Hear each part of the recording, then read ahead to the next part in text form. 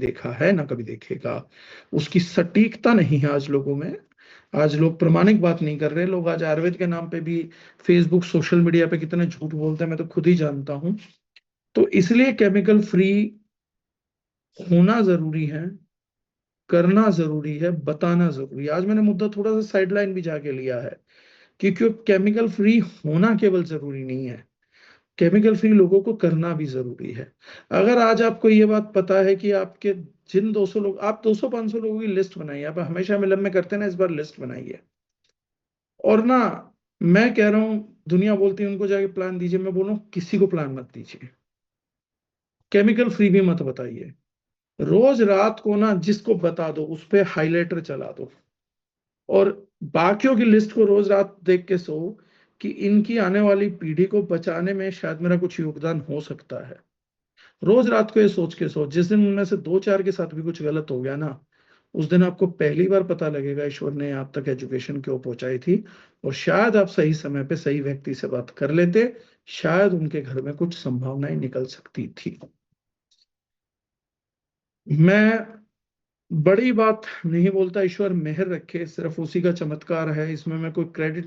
लेकिन एक इत्तेफाक भी है दारुजनाइन में कि 2018 से आज 2025 हो गया।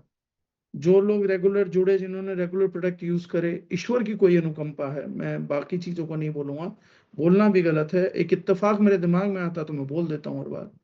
लेकिन आज तक मैंने उनमें से किसी को बड़ी बीमारी से कुछ होते हुए नहीं देखा है। मैंने बड़े गौरवान्वित होकर ये चीज कही थी कि मुझे नहीं मालूम, लेकिन शायद नेटवर्क मार्केटिंग में हमारे अलावा कोई दूसरी कंपनी टेस्टिमनी नहीं दे सकती कि उन्होंने पूरे कोविड में एक व्यक्ति भी नहीं खोया।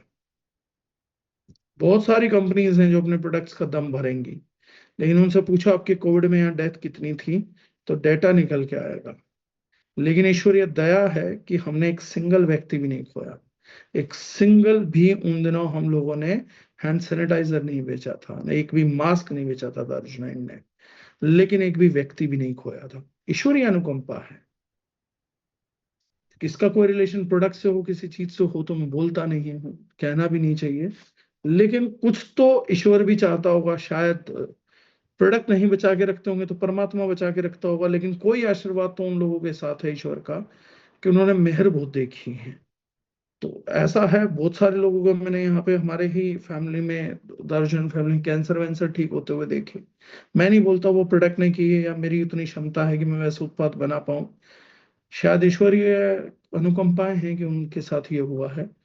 तो बस यही एक मैसेज है कि ये केमिकल फ्री होना तो जरूरी है, लेकिन मैं कहूंगा करना भी बहुत जरूरी है।